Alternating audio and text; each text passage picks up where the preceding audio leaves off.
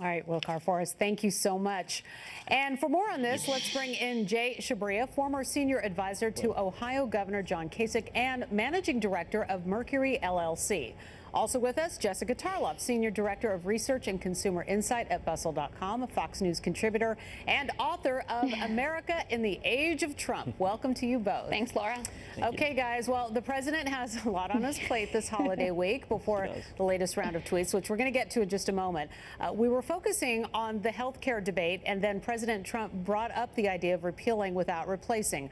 Again, so Jay, I want to start with you. This idea was already shot down and dismissed as impractical and politically unwise. Why do you think it's being floated again? Well, look, I think there's a lot of desperation going on right here because they want to get some momentum on legislation. The problem the Republicans have had is they haven't plowed the ground. They haven't painted the picture for the American people of why their plan is going to make their lives better. This is something that's really critical when you have a legislative strategy. Look, campaign strategy, tweeting, and rallies are great, but you've got to paint that picture of why people's lives are going to be better. If they think they're going to have, if they're having trouble with health care, tax reform is going to be almost impossible, because then you're going to have special interests coming out of the woodwork trying to block this. They need to really refine their legislative strategy, both the administration and the Congress, if they're going to get something done. Jessica, this is an issue that is so important to so many Americans. Which direction do you think the health care debate will go after the holiday break? We've got a few days left.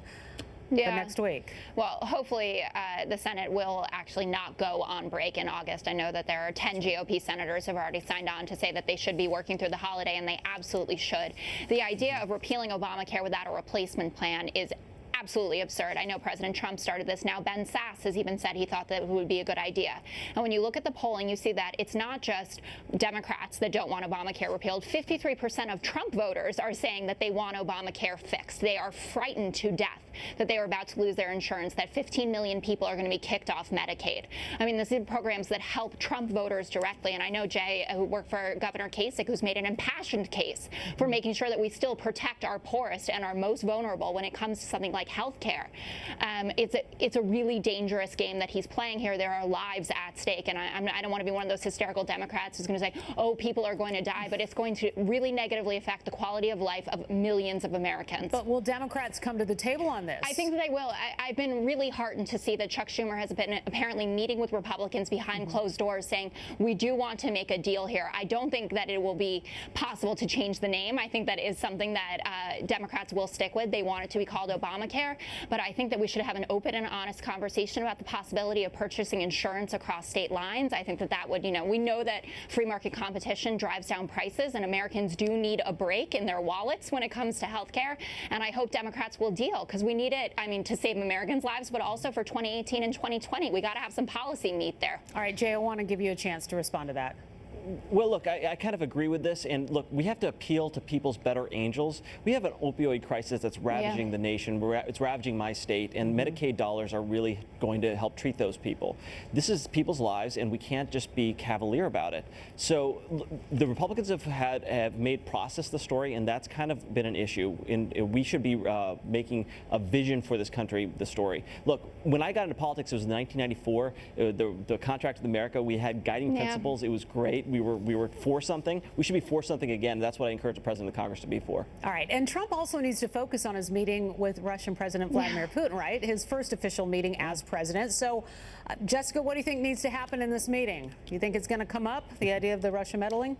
I hope it does, and not just that they have a good laugh about it. I mean, the Russians have all but admitted that they were involved, and we know that the intelligence community, every single bureau, as it were, has confirmed this. Now, I'm not saying that it was Trump himself that colluded, but with that news story from the Wall Street Journal about the role that Mike Flynn played in trying to get Hillary's emails out there, and, with the likes of Carter Page and Paul Manafort, this is a building story, so that I hope that he will have some tough talk for President Putin, and certainly not just pal around with him like he's in a green room. Whether the green room story is true or not, I have no idea. But Jay, what do you think is going to take place with this meeting with Putin?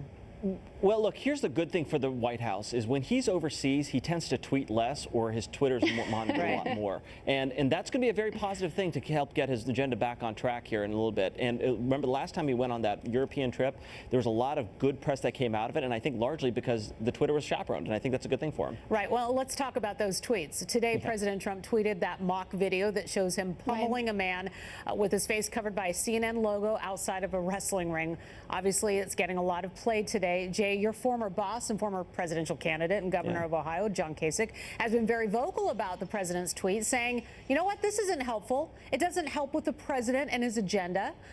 Let's take even a look at this new poll. We've got a new Fox News poll to show you. 71% of those asked if his tweets help or hurt say it hurts the president's agenda. So, you know, just after seeing this latest tweet today, Jay, I'll toss it to you.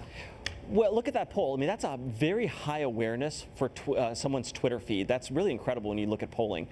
Look, my former boss, I think he's actually right on this. We have to make sure that a lot of us conservatives want the president to be successful.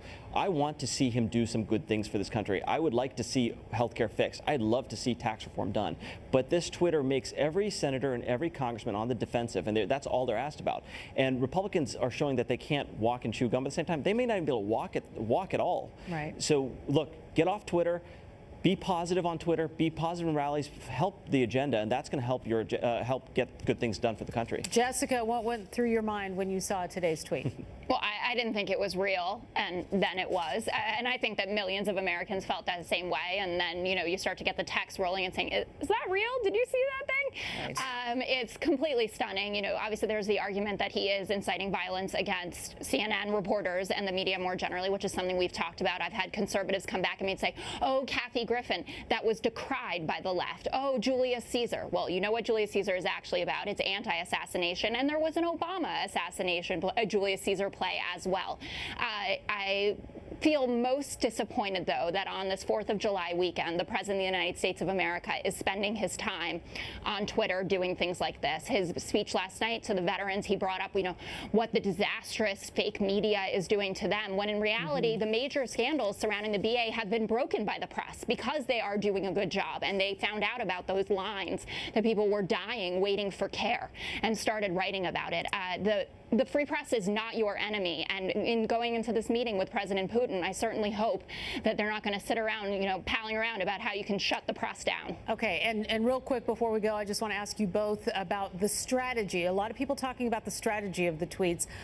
Some people saying that it's all meant to kind of keep everybody distracted away from maybe the agenda. Do you see it that way, Jay? People are saying it.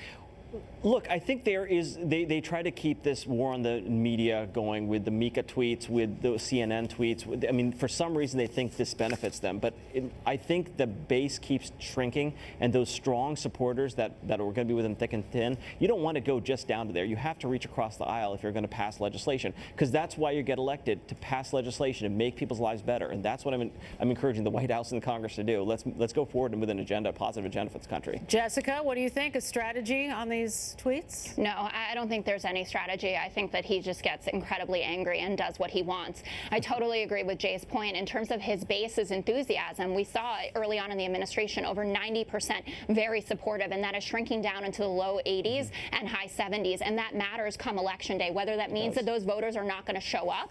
I'm not saying that they're going to switch and suddenly say, oh, I'm a Democrat now, or I'm really excited about whoever it is that we put up. But if they stay home, the Republicans have absolutely no chance of getting reelected. And they're behaving as if they're a minority government here. You guys have control of everything. You know, you should be able to accomplish something with these kinds of numbers. Jessica Tarlov, Jai Chabria, thank you so much for being with us on this holiday weekend. Bye, Great to have your perspective. Happy 4th. All right, you too. Thank you, guys. And two Vietnam veterans regaining some independence this 4th of July. That's thanks to their new revolutionary prosthetic arms. Their stories straight ahead.